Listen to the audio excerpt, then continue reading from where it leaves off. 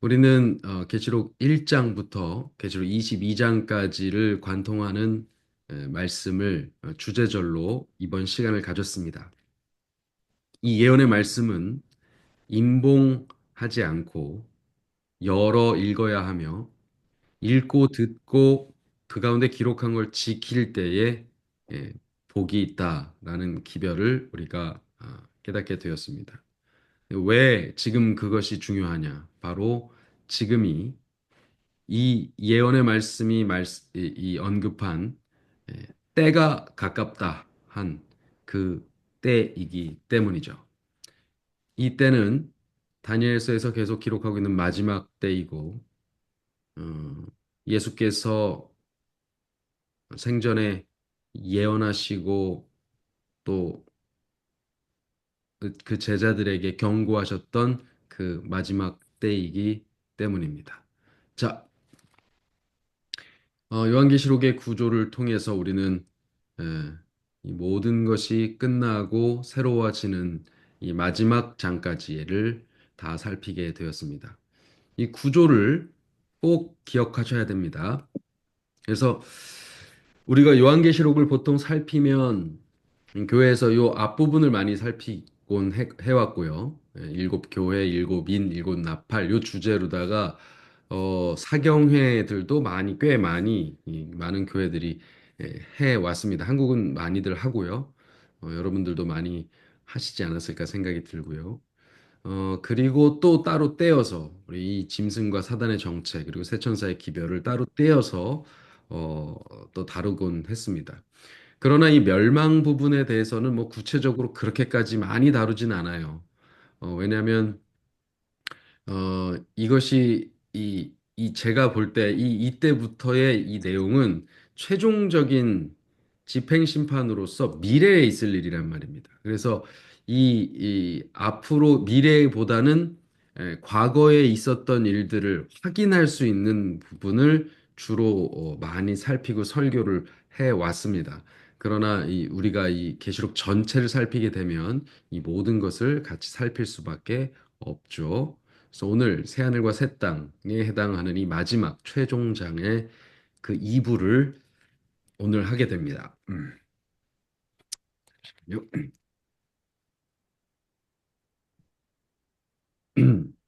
우리 계시록 22장 1절로 5절에 있는 말씀을 읽도록 하겠습니다.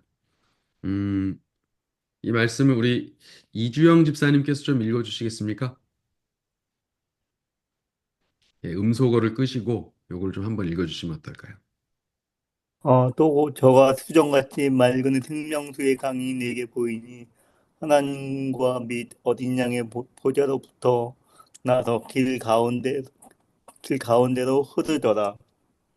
강 좌우에 생명나무가 있어 12가지 실과를 맺히되 달마다 그 실과를 맺히고 그 나무 잎사귀들은 만국을 소송하기 위하여 있더라. 다시 저주가 없으며 하나님과 그 어린 양의 보좌가 그 가운데 있으리니 그의 종들이 그를 섬기며 그의 얼굴을 볼 터이요 그 이름도 저희 이마에 있으리라. 다시 밤이 없겠고 등불과 햇빛이 쓸데없으니 이는 주 하나님이 저희에게 빛이심이라. 저희가 세세토록 왕노를 하리로다. 아멘. 네. 계시록 22장의 전반부는 그 새 예루살렘 성의 이 땅에 내려온 그 모습에 대한 설명입니다. 안에 보니까 수정같이 맑은 생명수의 강이 이렇게 쫙 흐르는 게 보여요. 그리고 그것이 아마 이 새하늘과 새 땅의 중심을 관통하는 것 같습니다. 하나님께서 처음 이 지상을 창조하시고도 생명 강 줄기가 되는 네 강을 만드셨던 것처럼 그 이 새 예루살렘 성에도 그러한 생명수의 강이 흐르는 것 같습니다. 그 좌우로 그 강의 근원은 어디냐? 하나님과 어린 양의 보좌로부터 시작된다라는 것입니다. 이제 이런 이야기를 할 때 저희가 그 한국에서는 한강의 시작이 어디냐 이런 이야기들을 종종 합니다. 여러분 한강의 시작이 어딘지 아세요, 혹시? 한국에 있는 강 한강의 시작. 예, 한강은 강원도 오색에서부터 시작 발원하는 것으로 알려져 있습니다. 예, 거기 제가 오색 약수터를 가봤는데 진짜 그 주변이 벌게요. 아시죠? 거기 이제 그 오색 약수가 약수라고 불리는 이유 중에 하나가 그 탄산이 아주 강하게 들어가지고 먹으면 어, 알싸한 그 맛이 나지 않습니까? 네. 그래서 거기서부터 발원하여 쭉 타고 타고 합쳐지고 합쳐지고 합쳐져서 큰 한강 줄기가 되죠. 생명수의 강은 어떨까요? 그 지류가 사실상 명확하게 있을 거라는 생각은 별로 들지 않습니다. 왜냐하면 보자로부터 그냥 쏟아져 내려오는 물이 아닐까 생각하거든요. 어쨌든 그렇게 해서 강을 이루어서 흐르게 됩니다. 그 생명수의 강은 그 주변, 곧 강 좌우로 생명수를 먹고 자라는 생명나무를 쭉 키우게 되죠. 우리는 이제 하늘에 올라가면 그 생명나무의 과실들을 먹게 될 것입니다. 여러분, 하늘에 올라가면 이 사람들의 욕구가 어떻게 바뀔까요? 그 사람들의 뭐 3대 욕구가 있지 않습니까? 기본 욕구, 3대 기본 욕구. 이거는 뭐 없으면 안 되는 사람으로서는 기본적으로 갖게 되는 욕구죠. 뭐 식욕, 성욕, 수면욕, 뭐 요런 세 가지 3대 욕구가 있다고 하는데 이 욕구가 과연 그때는 어떻게 바뀔지 그게 참 저도 궁금합니다. 아마 성욕에 대한 부분은 많이 사라지지 않을까. 이제 더 이상 우리가 어떻게 번식을 하거나 더 많은 이렇게 생명의 확장을 가질 필요가 없을 수 있기 때문에 그것이 굳이 필요하지 않을 수도 있을 것 같고요. 그다음에 결혼 제도 자체도 제가 볼 때는 굳이 필요가 없을 것 같습니다. 그런데 어, 뭐 예수님께서 우리에게 말씀하셨듯이 하늘에 올라가면 천사와 같아지고 결혼하고 뭐 그런 일이 없을 거라고 말씀을 하셨기 때문에 저는 없을 거라고 생각을 하고요. 그다음에 수면욕. 우리가 수면욕이라는 건 자면서 회복을 해야 되는 거거든요. 그리고 이것이 일종의 죽음을 상징하는 것입니다. 사람이 우리가 잘 자, 내일 아침에 봐 하고 가볍게 인사를 하지만 사실은 내일은 우리의 것이 아니고요. 밤에 사실 자는 사람들 가만히 보면요. 이제 죽은 것처럼 잡니다. 새근새근 숨소리라도 안 들려버리면 정말 사람이 이 다시 깨어날 것에 대한 보장을 할 수 없는 것처럼 쓰러져 있는 것이죠. 저는 예, 돌아가신 분의 그 영정을 이렇게 볼 때마다 이제 그런 생각을 좀 하게 됩니다. 정말 주무시는 것처럼 곱게 이렇게 손을 모으고 정말 이렇게 계신데 정말 손을 대서 만지지 않으면 그 차가운 느낌을 직접 느끼지 않는 한은 살아있는 것 같기도 해요. 그러나 우리가 손을 대는 순간 그 차가운 모습에 차가운 감촉에 아, 이분이 돌아가셨구나라는 것을 알게 되죠. 어, 그러면서 우리는 생각을 할 필요가 있습니다. 어, 우리가 자는 것은 예수님께서 우리의 죽음을 잠에 비유하셨고 반대로 우리의 잠은 역시 죽음에 비유될 수 있구나라는 것을 생각해야 합니다. 그래서 우리는 매일 죽고 또 매일 사는 것입니다. 그러니 하루의 삶에 더 충실해야겠다라는 생각을 또 하게 되죠. 그 하루가 정말 다시 오지 않는 그 하루라는 생각을 꼭 우리가 해야겠습니다. 음, 자, 그런 우리에게 다시 이 죽고 사는 문제가 없는 이 땅에 피로감이나 그것을 회복해야 되는 죽음의 기운이 혹은 죽음의 그늘이 서릴 만한 어떤 모습은 단 하나도 남겨두지 않는 것이 맞지 않을까. 그렇다면 수면욕도 없어지지 않을까. 그러고 보면 식욕 역시도 전혀 다른 형태가 되지 않을까라는 생각을 하게 됩니다. 우리는 뭔가를 삼시세끼를 먹어서 그것이 우리의 동력이 되고 이렇게 해야 되는 삶을 살게 될지 아니면 너무나도 몸의 효율이 좋아져서 생명 과실을 조금 맛보는 것만으로도 그렇게 생명이 쫙 유지가 되고 살아가게 될지 그걸 정확하게 제가 판단하기는 어렵겠지만 어쨌든 전혀 다른 그런 모습을 가지고 있을 것 같습니다. 어쨌든 성경은 그런 것에 대해서 자세하게 설명하고 있지는 않지만 여기 이 장면을 보면 강 좌우에 있는 생명나무에서 12가지 실과가 맺힌다. 그것이 달마다 그 실과를 맺힌다라는 것입니다. 매달 다른 과실을 맺히는 것인지 아니면 12과실이 예, 달마다 새롭게 맺히는 것인지 그 정확하게 알 수가 없습니다. 아무튼 예, 뭐 어떻게 맺히던 그 뭐 우리는 그 맛을 볼 수 있게 되겠죠. 그때에도 12달이 있을지 예, 그렇게 구분하게 될지 그 잘 모르겠습니다. 그 지금 요한의 입장에서 보는 그 관점의 표현일지 하늘에도 정말 그렇게 12달이 있을지 그건 잘 모르겠습니다. 이 12이라는 숫자가 굉장히 하늘이 좋아하는 숫자이기 때문에 어떻게 될지 모르겠네요. 그 다음에 그 나무 잎사귀들은 만국을 소성하기 위하여 있더라 이렇게 되어 있는데요. 다른 번역본은 아마 만국을 치유하기 위하여 있더라 이렇게 될 것입니다. 표현돼 있을 것으로 보입니다.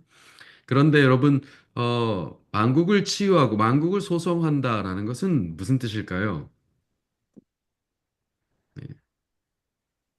우리가 일반적으로 이 나뭇잎들을 이렇게 빻아가지고 치료제로 사용하고, 그 약초로 쓰고, 이렇게 이 땅에서도 많이 하지 않습니까? 아마 그런 관점에서 이 나뭇잎들이 치료제로 쓰인다는 어떤 그런 어, 말을 한 것이 아닌가. 그렇게 보입니다. 그것이 아니면은 지금 여기서 어떻게 상상할 수 있는 표현이 잘 없네요.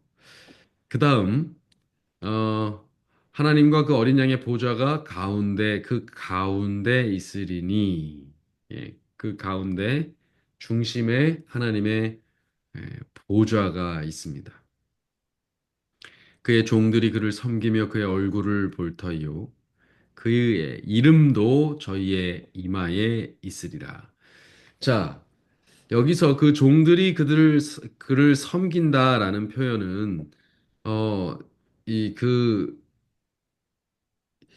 그분이 어떤 수종을 들어서 뭐 그분 뭐 우리가 잘 알죠.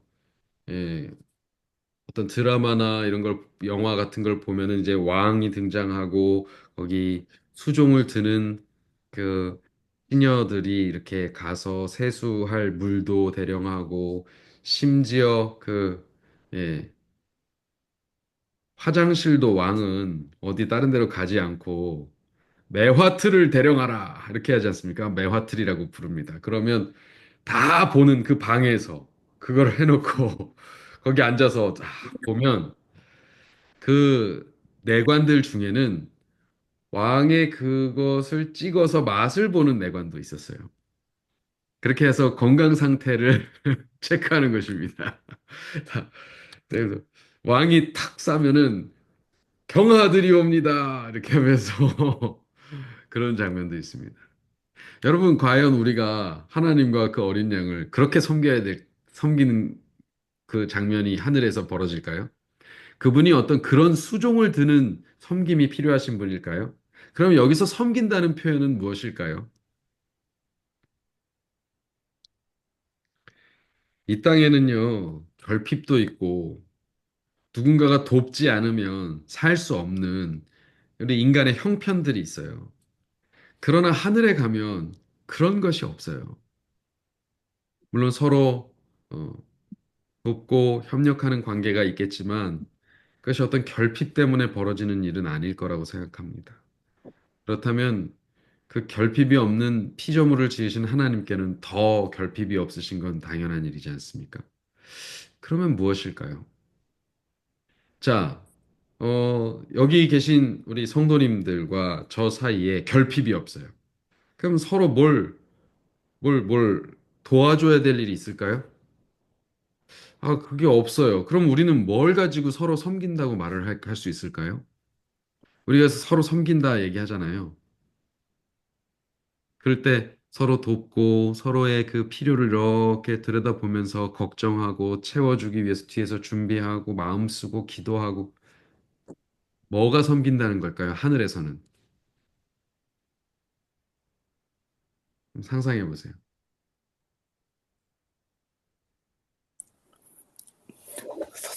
서로 사랑한다는 의미 아닐까요? 서로 사랑한다는 의미다. 네. 네. 그건 저는 좋은 생각이신 것 같아요. 좋은 답입니다. 영광, 하나님께 영광 돌리는 거. 하나님께 영광을 돌리는 거. 네. 그것도 섬긴다고 말할 수 있겠습니다. 또 어떤 모습이 있을까요? 네. 두 분 다 정답을 말씀하신 게 아닌가 싶어요. 예, 어쨌든 우리가 이 땅에서 뭔가를 돕고 뭔가 결핍을 채우기 위해서 내가 희생하고 이런 모습은 아닐 거라고 생각해요. 네, 존경과 사랑과 경배와 영광을 돌리는 것이 그것이 하나님을 섬기는 그 모습이 아닐까라고 생각을 합니다. 그러나 하나님의 명령, 하나님의 법에 따라서 행동하는 것이라는 그 대전제는 바뀌지 않을 것이다라고 생각이 들고요. 그래서 그분을 섬기고 그분의 얼굴을 본다라는 것이죠. 마주하고 그분과 교제하고 서로 직접 대면하여 소통하고. 그런데 그 특징 가운데 그것을 할 수 있는 사람의 존재의 특징 가운데 그의 이름이 저희 이마에 있다라는 것이죠. 정말 이렇게 쫙 이렇게 새겨져 있을까요? 하나님 이렇게 어린 양 이렇게 이름에 이마에 새겨져 있을까요? 네. 그러면 이마가 넓으신 분들은 하나님이 이렇게 이름 쓰기 좀 편하고 저같이 좁은 사람은 또 이렇게 좀 조그맣게 써야 되고 그럴까요? 아니요, 제가 볼 때는 그 이름이 이마에 있다는 말은 우리가 계속 앞에서도 상징으로 사용했지만 그래서 무엇의 상징입니까? 네, 하나님의 입맞은 자의 그 인이 네, 그 하나님의 이름이 그 인이 아닌가 네, 생각해봐요. 예, 도장이죠, 도장입니다.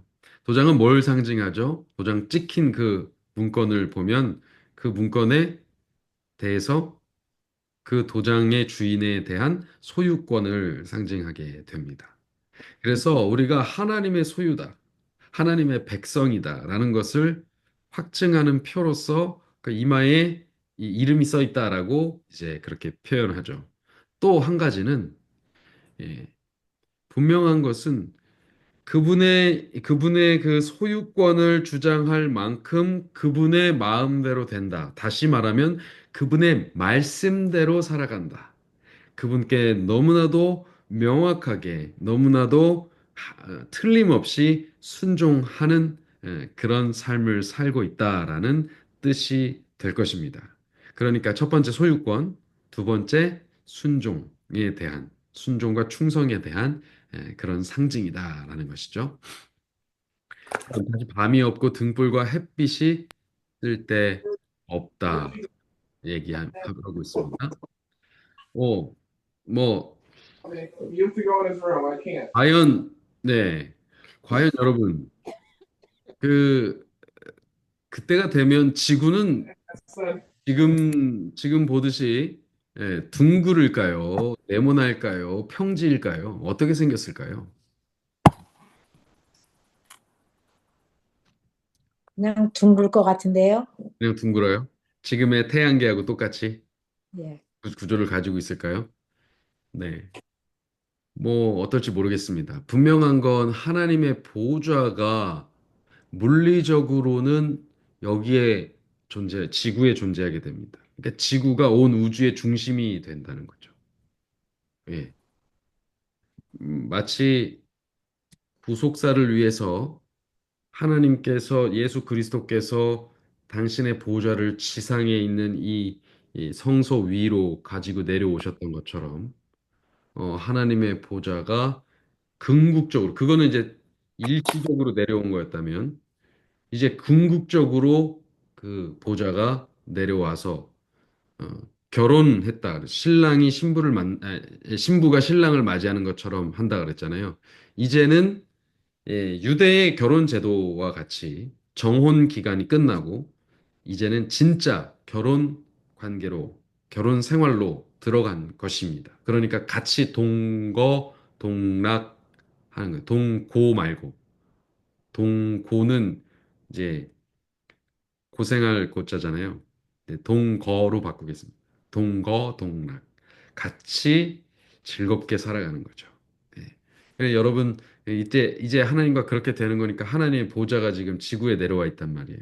그럼 지구가 온 우주의 중심이 되는 겁니다. 하나님의 보좌가 우주의 중심이니까. 그렇다면 좀 다른 형태로 있을 수도 있겠다라는 생각을 해봅니다. 지금 우주가 지금 우리의 시선에서 보는 그런 차원에서, 우리의 차원에서 인지하는 그런 수준 이상의 것일 수 있기 때문에 그렇습니다. 저는 알 수가 없습니다. 예수님의 재림만 해도 어떻습니까? 예수님의 재림하시는 그 순간에 지구의 반대편에 있는 사람도 예수님이 오시는 걸 다 본단 말이에요. 어떤 형태로 바뀔지 몰라요. 예. 그 블랙홀 뭐 이런 것들을 지금 과학자들도 이렇게 연구를 하지만 어느 면에서 봐도 동일한 그 모양을 하고 있는 것이 이 블랙홀의 모양이거든요. 그러니까 어떻게 될지 모르겠습니다. 아무튼 그렇습니다. 그리고 어, 햇빛과 등불과 햇빛이 쓸 데가 없습니다. 뭐 빛의 개념, 이제 어둠의 개념이 없습니다. 그렇게 말하는 것은 그늘이 없다는 것이군. 이 어떤 어둠이 없다는 것이거든요. 근데 여러분 잘 아시죠? 우리가 사물을 인지하고 명확하게 그 형태를 파악하는 데는 항상 빛과 어둠, 그림자가 공존해야 됩니다. 그래야 어떤 형태를 파악을 하는데 과연 그때가 되면 우리가 어떤 식으로 형태를 파악하게 될지, 우리의 눈이 완전히 다른 형태를 띠게 되지는 않을지. 그래서 우리가 지금의 이 물리적 세계를 이해하고 인식하고 느끼는 그 오감의 형태도 사뭇 달라지게 되지 않을지 한번 상상해 보게 됩니다. 제가 왜 이런 이야기들을 드리냐면 지금 사실은 이 파트는 우리가 경험해 보지 않은 파트예요. 계시록 22장의 파트는 새 예루살렘성 가보신 분 아무도 없어요. 아무도. 이 역사책에 기록도 없어요. 뭐가 없어요. 명확하게 묘사된 게 없어요. 이거 지금 요한이 그때 2000년 전에 예언으로 본 이상 중에 본 그림이 다입니다. 그러니까 우리는 상상의 나래를 펼 수밖에 없어요. 그러나 이 장면을 조금 더 구체적으로 인식하는 것들, 그런 것들은 굉장히 흥미로운 일이 되는 것이죠. 자, 그리고 그곳에서, 어, 왜 그런 일이 벌어지냐면, 하나님이 우리에게 비춰주시기 때문입니다. 하나님이 제일 처음 창조하시면서 지구에 만드신 것이 무엇이었죠? 하나님이 가라사대, 첫째 날, 첫째 날 만드신 거? 너무 쉬운 질문이라 어려우시죠? 빛이 있으라 하셨죠? 빛이 있으라. 그럼 빛이 있으라 하셨어요. 근데 그 빛이 어디서부터 왔어요? 태양으로부터 왔나요? 하나님의 말씀으로. 네. 하나님 말씀으로 빛이 그냥 촥 비춰졌어요. 근데 어디서부터 비춰졌냐고요? 빛의 응. 시작점이 거기에 물리적인 어떤 빛의 시작점이 없다는 거예요. 자, 이걸 잘 파악하셔야 됩니다. 성경은 의도적으로 빛이 있으라 하셨을 때 빛이 있었고 하면서 그 빛을 비추는 주체에 대해서 명확하게 밝히지 않고 있습니다. 해달 별은요, 몇째 날 창조됐어요? Final hair, that's my favorite horror movie. 몇째 날? 넷째 날 창조됐어요. 그러니까 해가 없는 상황에 How 빛이 about 먼저 how about Daddy? Do you 네, want it? Yeah. 잠시만요. And 네. 그러니까 그 빛은 누구에게서 나온 겁니까? 하나님. 하나님께로, 예, 하나님께로부터 직접 비춰진 빛이라고밖에는 우리가 생각할 수 없는 것입니다. 그러니까 해가 없어도 낮, 밤이 바뀔 수 있다, 없다? 있다. 네. 있다. 해, 달, 별 없이도 있어요. 하나님은 그렇게 하실 수 있어요. 그런데 그것을 돕는 도구로서 해, 달, 별을 나중에 다시 만드셨어요. 그래서 그 해, 달, 별을 만드시면서 왜 해, 달, 별을 만드셨을까 생각하니까 그 뒤에 뭐라고 돼 있어요? 일자와 연한과 사시와 징조를 이루겠다라고 하셨어요. 다 무엇을 염두에 둔 겁니까? 구속사와 그 구속과 그 구속이 흘러가는 역사를 염두에 두고 만드신 거예요. 그런데 이제 우리가 영원한 시간을 살게 될 때에는 그런 일자와 연한과 사시와 징조를 이룰 필요가 전혀 없. 없어집니다. 그러니까 해, 달, 별은 필요가 없어져요. 예.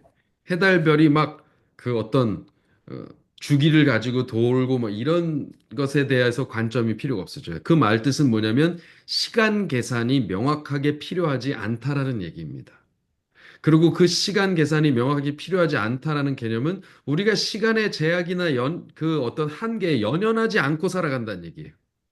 영원히 사니까 그걸 따지고 계산할 필요가 없어요. 우리가 지금 수명이 100년이 안 되니까 우리가 몇 년 살았다, 1년 살면 생일 축하하고 막 이렇게 그렇게 하는 거지.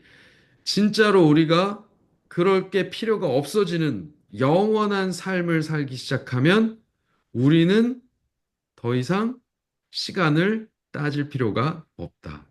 그렇다면 해달 별도 기능을 할 필요가 없다. 그러니까 그 기능이 없이도 비추던 본래의 빛이 우리에게 비춰온다. 그것은 누구로부터 비치던 빛이냐?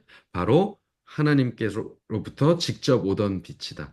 빛이 있으라 하시면서 빛을 만드셨던 그분의 뭐랄까요? 빛 에너지 그 자체가 그분께로부터 뿜어져 나오는 것이죠. 네.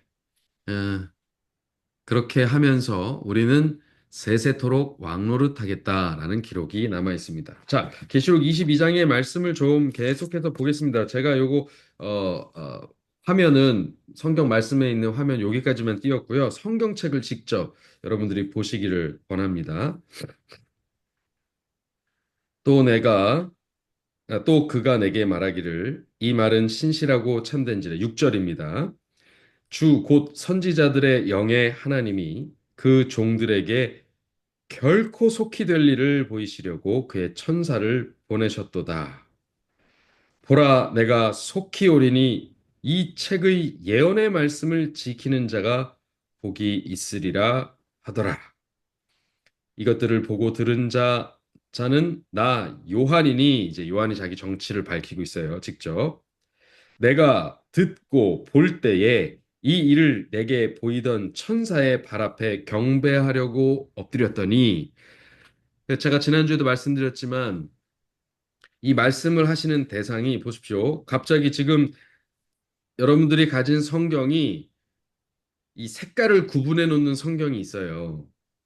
어떤 것들은 7절을 보시면 이 7절이 다른 색깔로 되어 있습니다. 보라 내가 속히 오리니 요 파트가 왜 다른 색깔로 되어 있을까요?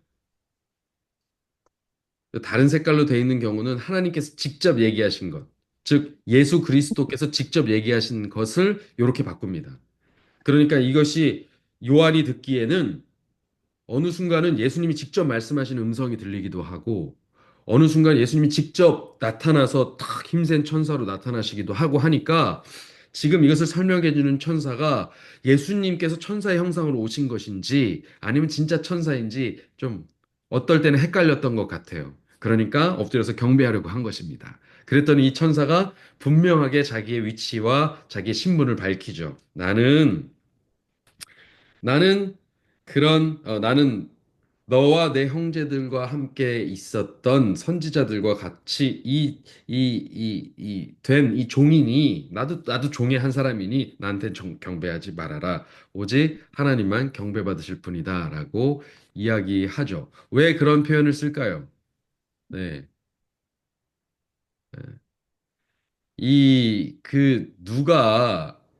누가 경배 받으실 분인지에 대해서 명확하게 예, 대상을 밝히고, 그리고 그 천사가 참 겸손한 태도를 가지고 표현을 하게 되죠. 그리고 하나님의 종으로서는 하나님을 섬기고 하나님 앞에 그분께 존경과 영광과 경배를 돌리는 대상으로서 똑같은 예, 동등한 입장에 있다라고 이야기를 하고 있는 것입니다. 자, 그리고 이제 천사가 이어서 말합니다. 10절.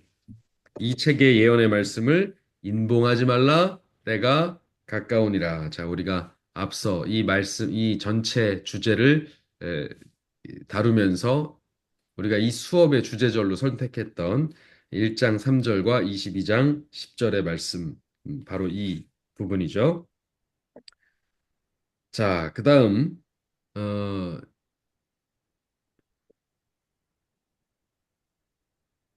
11절의 말씀이 참, 또 우리에게 계속해서 교훈을 주는 장이죠. 불의를 하는 자는 그대로 불의를 하고, 더러운 자는 그대로 더럽고, 의로운 자는 그대로 의를 행하고, 거룩한 자는 그대로 거룩되게 하라.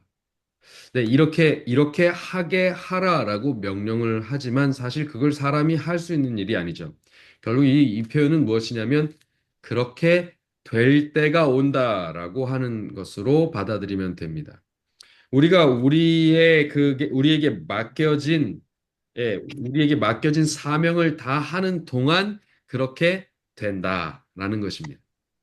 우리가 하나님께서 주신 임봉하지 않은 이 말씀을 임봉하지 않은 상태에서 계속해서 읽고 듣고 이 말씀을 지키고 행할 때에 그 사명이 그대로 실행되는 가운데서 마지막 심판의 때까지의 시간표가 진행된다고 하는 것입니다. 그 다음 다시 여러분들의 성경 중에 이렇게 색이 바뀌는 성경이 등장할 겁니다. 12절 보라 내가 속히 오리니 내가 줄 상이 내게 있어 각 사람에게 그 일한 대로 갚아주겠다 이렇게 얘기하시죠. 참 이 12절의 말씀이 각별합니다. 그 말씀을 이 10절부터 연결해서 잘 읽으셔야 돼요. 조금 전에 우리는 이 말씀을 임봉하지 않고 열어서 자꾸 읽고 듣고 지키는 삶을 산다고 얘기했어요. 그리고 그것이 사명이 되어서 그렇게 이 마지막 심판을 촉진하는 이 일을 하는 일이 된다라고 말했습니다. 그 일에 대해서 예수님께서 뭐 하시는 거예요? 지금 직접 보상에 대해서 약속하시는 거예요. 그러니까 하나님의 명령은 항상 약속입니다. 보라 내가 속히 오리니 내게 줄 상이 내게 있어. 각 사람에게 그 일한 대로 갚아주리라. 이것이 예수님의 목소리인지 어떻게 하느냐? 바로 그 밑에 나오죠. 나는 무엇이라? 알파요, 알파와 오메가요. 처음과 나중이라. 나중이요, 시작과 끝이라. 예. 알파와 오메가 뭐라고 말씀드렸어요? 네. 헬라어의 A와 Z입니다. A와 G입니다. 예, 그것이 알파와 오메가입니다. 그러니까 결국 시작과 끝이고 처음과 나중이다라고 말씀하시는 것과 같죠. 예, 어떤 면에서 그러십니까? 네. 그 그분이 영원성을 가지신 분이고 그 영원성을 우리에게 부여하신 주인이시고 그 주권을 가지신 분이다라는 것을 명확하게 밝히고 계신 부분이죠. 그리고 나서 14절에 분명하게 또 등장하는 단어는 두루마기입니다. 두루마기. 두루마리와 두루마기는 다르죠. 두루마리는 뭡니까? 둘 중 그 두루 말려 있는 성경책을 말하고요. 두루마기는 뭡니까? 그것은 꽃. 겉에 걸치는 옷을 말합니다. 이 두루마기를 빠는 자들은 복이 있으니 어디다 빨아요? 예수님의 피. 네, 예수님의 피에 빱니다. 그렇게 빠는 자들은 복이 있으니 저희가 생명나무에 나아가며 문들을 통하여 성에 들어갈 권세를 얻으려 함이로다. 야, 하늘나라 어떻게 가나? 우리 한국에 재밌는 어린이 이 노래가 하나 있어요. 저기 하늘나라엔 어떻게 갈까요? 저기 하늘나라엔 무얼 타고 갈까요? 그럼 이제 코러스가 딱 등장합니다. 버스를 타고 갈까? 기차를 타고 갈까? 비행기를 타고 갈까요? 이 아이들 율동이에요. 아니요, 아니요, 아니요, 아니요. 뭘 타고 갈까요? 구름 타고 가지요. 이렇게 합니다.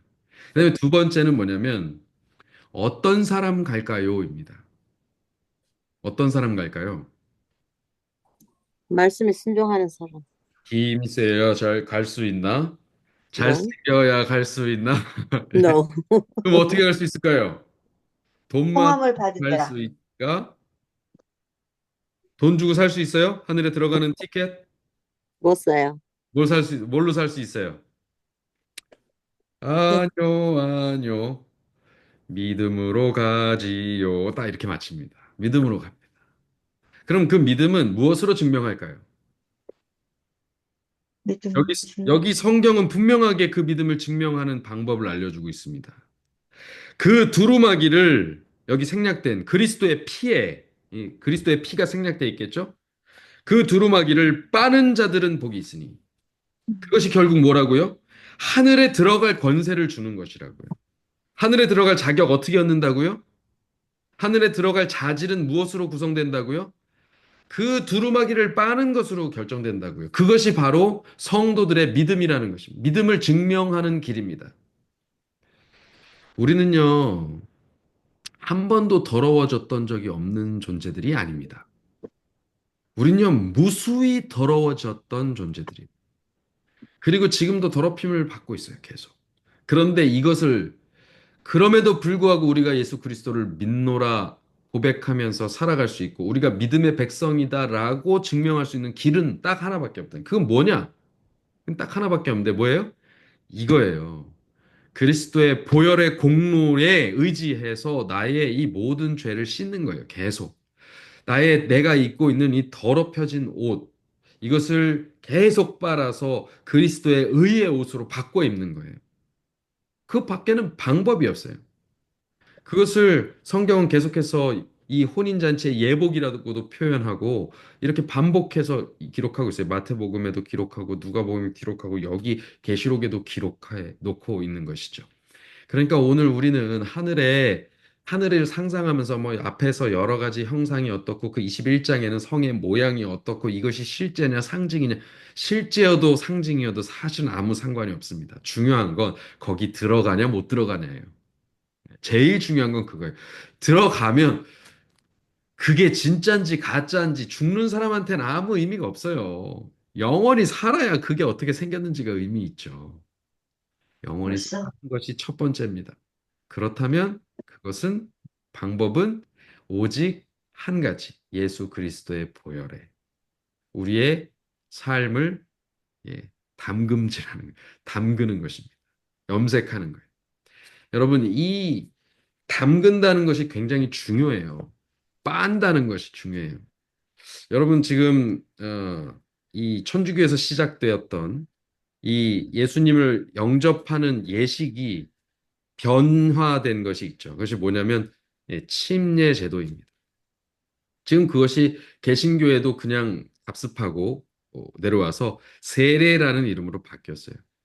근데 세례는요 정말 이름이 다른 것입니다. 원래 그 제도의 정식 명칭은 밥티즘이에요. 밥티즘.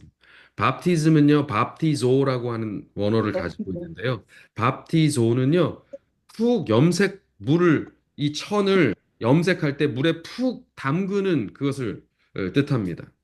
여러분 염색할 때 물에 담궈 가지고 어떻게 해놓는지 아세요? 염색촌에 가면 아시죠? 염색촌에 가면 이렇게 마을마다 이렇게 염색 마을이 있어요. 그런 데는 그냥 하루 종일 담가놔요. 종일 담가놔요. 그걸 푹 담가놔요. 그리고 안 담궈진 데가 있을까 봐 뒤집어서 위아래를 바꿔서 또 푹 담가놔요. 돌로 눌러놓기도 해요. 판자 같은 걸로 이렇게 덮어갖고 눌러놓기도 해요. 왜요? 푹 담궈져야 염색이 되니까요. 그게 빨리는 거죠. 물이 드는 겁니다. 여러분, 밥티조는 그런 의미를 가지고 있어요. 그런데 이것이 물을 뿌리거나 물로 이렇게 닦는 것으로 대체되고 있는 것이죠.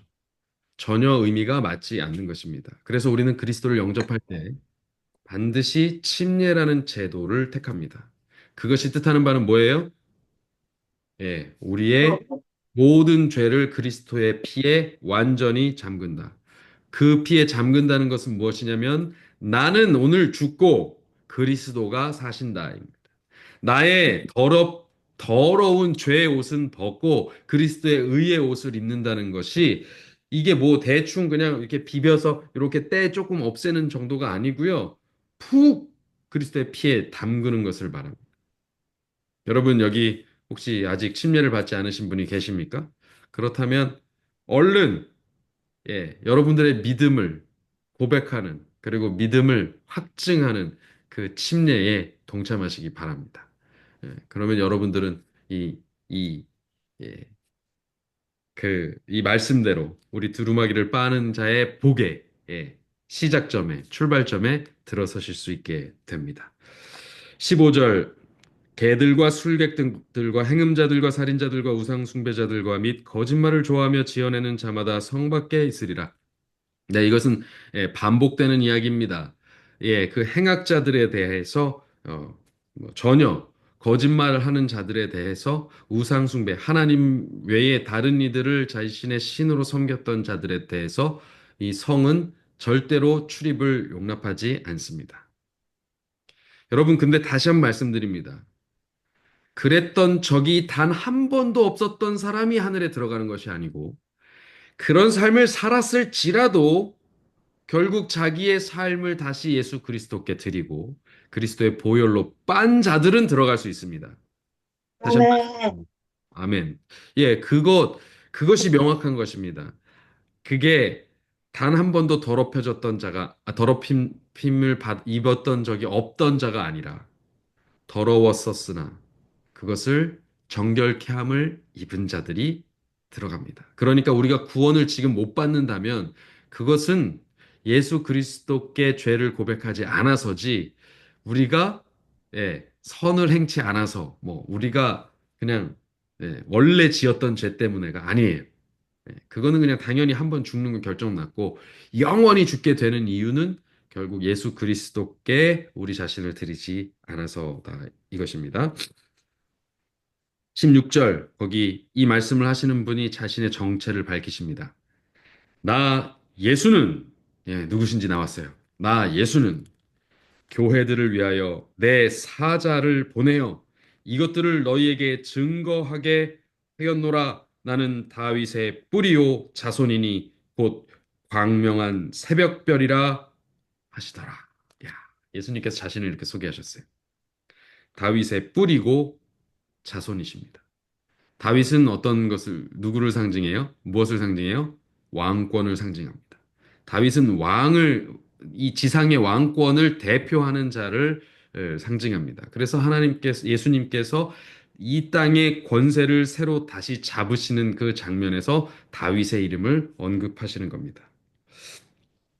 여러분, 그러나 우리가 성경의 역사를 볼 때 다윗은요, 그 역사의 한 장면에 등장한 한 왕에 불과해요. 그런데 예수님께서 그를 얼마나 사랑하셨는지 모릅니다. 그래서 그 이전에 유다 지파로부터 내려오는 이 야곱의 아들 중에 하나인 유다를 선택하시는 것부터 시작해서 그까지 그의 다윗 왕조까지 내려오고 그 이후에 그 유다 지파로부터 쭉 연결되는 그 그 계보를 타고 내려와서 그 후손 중에 하나로 동정녀 마리아와 요셉의 그 후손으로 태어나시고, 예, 그렇게 하고 그것을 계속 의미를 이어가지고 내려오셔서 오늘 요한계시록 마지막까지도 자신을 다윗의 뿌리와 후손으로 언급하고 계시죠. 본래 이 땅에 왕권을 새롭게 잡기 위해서 계획하셨던 모든 일이 차근차근 그 역사의 시작부터 끝까지 쫙 맞아서 이루어졌음을 뜻하시는 표현입니다. 17절 성령과 신부가 말씀하시기를 오라 하시는도다. 듣는 자도 오라 할 것이요 목마른 자도 오라 올 것이요 또 원하는 자는 값없이 생명수를 받으라 하시더라. 여러분, 이 지금 이 예루살렘 성 중앙을 흐르고 있는 이 생명수가 굉장한 의미를 가지고 있는 거예요. 그러니까 하나님 보좌부터 쭉 내려왔다라는 표현, 그것을 통해서 생명나무가 자라고 있다는 표현, 이런 표현을 통해서 이 새로운 새 하늘과 새 땅의 중심에 이 생명강이 있다는 것을 두고 말씀하고 계시고, 이것이 상징하는 바는 구원받은 백성이 이것을 쉼 없이 값없이 마실 수 있다는 것을 뜻하는 것이었습니다. 그런데 이것을 취하는 사람의 특징이 누구냐면 목마른 자, 원하는 자, 이 말씀을 듣는 자. 제가 좋아하는 예화 가운데 하나가 뭐냐면 제가 정말 수시로 목회 초년부터 지금까지 들고 있는 것입니다. 하나님 말씀을 듣는다는 것이 무엇이냐? 제가 이제 저희 뭐 예를 들어서 윤우한테 윤우야 여기 앞에 마트에 가서 콩나물 좀 사올래? 그러면 윤우가 네 하고 대답을 해요. 그런데 5분 뒤에 가보니까 윤우가 그대로 있어요. 윤우야 콩나물 좀 사다 주면 좋겠네. 그러니까 윤우가 다시 네라고 대답을 했어요. 10분 뒤에 가서 보니까 윤우야 콩나물 사왔니? 네, 아니요. 여러분 윤우는 말을 들었어요? 안 들었어요? 안 들었지. 아니 들었잖아요. 네 하고 대답까지 했는데. 말은 들었어요. 왜 말은 들었어요? 행동은 안 근데 했고. 행동을 옮기지를 안 했지. 자, 그러니까 이거를 굳이 말장난처럼 얘기를 하자면 말을 들었지만 말을 듣지 않았어요. 그렇죠? 그렇죠. 네. 네, 말은 들었지만 말씀을 듣진 않았어요. 맞아요. 하나님의 말씀을 듣는다는 것은 무엇일까요? 이 말씀을 듣는 자와 여기서 말하는 듣는 자라는 걸 무엇을 말하는 걸까요? 이 말씀을 읽고 듣고 지키는 자마다 복이 있다라고 한 말씀에 우리가 힌트를 얻을 수 있습니다. 뭐예요? 행동을 옮겨라. 듣고 자기 삶으로 받아들인 것을 말해요. 내 행동으로 실천한 것을 말해요. 여기서 야고보서의 말씀이 아주 중요합니다. 행함이 없는 믿음은 죽은 것이라. 그거는 죽은 거예요. 그 믿음 아무리 외쳐봐야 소용없습니다. 믿습니다 아무리 외쳐봐야 그리스도의 피에 나의 옷을 빨지 않으면 소용없습니다. 빤다는 것은 무엇이냐? 그것이 바로 오늘 여기 다시 힌트를 주는 거예요. 그리스도의 피에 빤다는 것은 그리스도의 말씀을 듣는 것을 말합니다. 그 말씀을 귀로 들을 뿐만 아니라, 히어링 할 뿐만 아니라, 리스닝 하고, 그것을 doing 하는 것입니다. 그렇지 않으면 우리는 그 말씀대로의 being이 될 수 없습니다. 말씀을 doing 하지 않는데, 하나님께서 그 나라에 being 하게 하시지 않으세요. 그러니 그 나라에 존재할 수 있는 자들은 그 나라의 말씀을 doing 하는 사람들이다 라고 하는 것을 명확하게 정리를 마음속에 해두셔야 됩니다. 그렇지 않으면 우리는 말씀대로 살려는 시도를 아주 애매모호하게 합니다. 여기 지극히 나의 주변에 지극히 작은 자 하나에게 한 것이 곧 내게 한 것이다라는 말씀. 이 말씀 우리 너무 많이 간과하죠.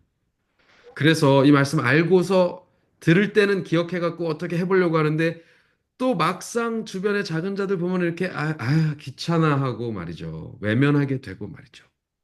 그렇게 돼요. 이게 우리의 심성입니다. 그런데 이때 어떻게 하라고요? 말씀을 기억하고 행동해야 돼요. 작은 거라도 내가 지금 할 수 있는 행동을 해야 돼요. 그것이 뭐라고요? 그리스도의 피에 나의 두루마기를 빠는 것입니다. 아무리 말로만 회개합니다. 잘못했어요. 용서해 주세요. 뭐 깨끗게 되길 원합니다. 아무리 외쳐도 소용없습니다. 그거는 말을 들은 게 아니에요. 콩나물 사와라. 네, 한 거예요. 네, 한 거예요. 네. 네, 한 대답이 중요한 게 아니라 행동이 중요하다는 것을 꼭 기억하시기 바랍니다. 이제 이 말씀을 이제 마치면서 It'll fire up, so hurry up. 18절부터 21절까지의 말씀을 쭉 읽고 마칩니다. 내가 이 책의 예언의 말씀을 듣는 각인에게 증거하노니 만일 누구든지 이것들 외에 더하면 하나님이 이 책에 기록된 재앙들을 그에게 더하실 터이요. 만일 누구든지 이 책의 예언의 말씀에서 제하여 버리면 하나님이 이 책에 기록된 생명나무와 및 거룩한 성의 참여함을 제하여 버리시리라. 이것들을 증거하시니가 가라사대 내가 진실로 속히 오리라 하시거늘 아멘. 주 예수여 오시옵소서. 주 예수의 은혜가 모든 자들에게 있을지어다. 아멘. No, I just plugged myself. 여러분, 이 말씀 어떤 사람들은 너무 어려운 책이라고 요한계시록 펴지 않습니다. 그래서 보지 않아요. 그런데 어떤 사람들은 이걸 또 엉터리로 봅니다. 막 여기다가 자기의 생각과 뜻을 막 함부로 그렇게 막 덧댑니다. 여러분 성경을 볼 때 반드시 신앙을 할 때 주의하셔야 될 게 있습니다. 이 말씀에서 얻을 수 있는 교훈은 첫 번째 우리 말씀을 신앙을 할 때 성경대로 신앙해야 됩니다. 우리가 종교 개혁을 한 무리에 속해 있죠. 그것이 뭐냐면 개신교입니다. 개혁한 신교, 구교가 하도 하나님의 말씀을 무시하고 하나님의 말씀이 아니라 교회의 권위라고 그러면서 교황과 교부의 그 권위로 막 이렇게 저렇게 하나님의 말씀을 바꾸려고 하자 그것이 맞지 않다고 말씀을 솔라 스크립투라 오직 성경으로라고 하면서 일어난 것이 바로 개신교, 개혁한 신교, 지금 우리의 무리들입니다. 그런데 이 개신교가 지금 이 뜻을 다 하지 못하고 있는 경우가 있어요. 왜 그래요? 어떤 것은 자기 보고, 어떤 것은 취하고, 어떤 것은 버리고, 덮어놓고, 자꾸 이런 일이 벌어져요. 또 어떤 것들은 억지로 푸는 것입니다. 그러면 오류에 빠지겠죠. 그래서 중요한 것, 성경대로 신앙하는 것 굉장히 중요합니다. 자, 여러분 적어 놓으세요. 첫 번째 뭐라고요? 성경대로 신앙하는 것입니다. 그래서 성경대로 신앙하는 것이면 성경에 어떻게 하는 거예요? 성경에 언급된 대로, 성경에 말씀된 대로 사는 것입니다. 그것이 때때로 문화적으로 번역적으로 바뀌어져야 되는 경우는 있을 수 있어요. 그러나 최대한 그 문화 문법적인 것을 바꿔서 적용하는 그것이 성경대로 하는 것입니다. 그 다음에 두 번째는 성경적으로 하는 것입니다. 이게 뭐가 다를까요? 성경 문자 그대로 하는 것이에요. 안식일 지켜라, 안식일 지키는 것입니다. 그것을 지키지 말라고 하는 말이 있기 전까지는 지키는 거예요. 예. 그래서 우리는 유월절 지킵니까? 안 지킵니까? 네, 왜 안 지켜요? 6월절 예수님이 오셨으니까 6월절 예, 지키는. 그렇죠. 그 네. 제사법은 폐하여졌습니다. 그래서 지키지 않아요. 근데 왜 안식일은 계속 지키죠? 안식일은 예수님이 하나님이 안식의 주인이라고 그러셔서 네네. 그러신가요? 그 외에 신약에 왔으니까 지금 많은 개신교도들이 이 부활과 관련 지어가지고 그거를 바뀌었다라고 주장하는데요. 그 성경 어디에도 그 표현은 있지 않아요. 그러니까 성경대로면 지금 일요일을 예배일로 삼는 것은 사실 잘못된 것입니다. 그런데 우리가 이제 성경적으로 한다는 게 있어요. 그 뭐예요? 성경에는 용어가 없지만 성경적 사상이 흐르는 교리들이 있습니다. 예를 들면 삼위일체. 이거 성경에 없는 표현이거든요. 그러나 우리가 삼위일체라는 단어를 쓰면서 우리 하나님은 삼위일체시다라고 얘기를 해요. 그리고 우리가 그 기독교적 이 신앙관에 있어서 중요한 신관에 있어서 중요한 축이 바로 삼위일체입니다. 왜? 근데 이거는 성경에 없는 표현인데요. 그러나 성경적인 표현입니다. 성경에 계속해서 반복해서 아버지와 아들과 성령 이 세 분이 계속 언급돼요. 그리고 그분 자신을 표현한 엘로힘이라는 단어가 엘이라는 단어가 엘로힘 해갖고 뒤에 힘이라는 단어가 붙으면 히브리에서는요. 이게 히브리어는 복수, 쌍수 그리고 단수, 쌍수, 복수가 있습니다. 그래서 단수가 있고 두 개를 표현한 쌍수가 있고 세 개 이상을 표현하는 복수가 있어요. 근데 이게 복수가 돼버려요. 엘로힘 하면. 그러니까 하나님께서 세 분 이상이라는 것을 그냥 그 용어 자체로 뜻하는 것입니다. 엘로힘이라는 단어 자체가. 그러니까 그리고 계속해서 아버지와 아들과 성령이 등장하시는 것을 보면서 우리는 하나님 삼위일체가 성경적 사상이라는 것을 이해하게 되죠. 그래서 우리는 성경대로 믿거나 혹은 성경적으로 믿거나 이 믿음을 그 기초 안에 두어야 됩니다. 근데 요거 밖에서 아니 우리가 일반적으로 상식적으로 말이지 이렇지 않습니까? 라고 하면서 끌어들여는 굉장히 이게 설득력 있게 들려요. 굉장히 설득력 있게 들려요. 그리고 역사적으로 이렇게 흘러왔는데 어떻게 생각하냐고 이렇게 물으면 당황하게 됩니다. 그때 뭐라고 얘기해야 돼요? 우리는 기록되었으되 라고 해야 됩니다. 성경 말씀에 기록된 대로 이야기해야 돼요. 얼마 전에 부활절이 지나갔습니다. 부활절 성경에 있어요, 없어요? 부활절, 부활절 부활절, 부활절 네, 있죠. 성경에 없습니다. 부활절은 성경에 없어요. 아, 부활절은요, 해피 이스터라 그러죠. 이스터 절기 안에 안 들어가 있다는 말씀이시죠? 그거가. 절기 안에도 없고요. 네. 신약에도 부활절이라는 개념은 없어요. 부활하시는 거는 멘션 하셨는데, 거기서? 부활하셨지만 부활을 절기로 삼아서 지키라는 말은 어디에도 없다고요, 성경에. 네, 그건 없어요. 없어요. 네, 네. 그러니까요. 그건 사실상 역사에서 시작된 것입니다.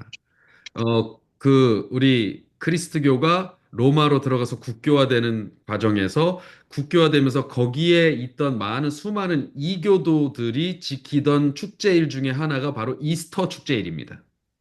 그 이스터 축제일을 그대로 부활의 상징으로 끌고 오고 그 부활의 상징의 날인 일요일을 그대로 태양신 숭배와 날과 겹쳐가지고 이 안식일을 변경하는 데 사용해서 탁 합쳐서 지금의 일요일 예배까지를 딱 결부시켰어요.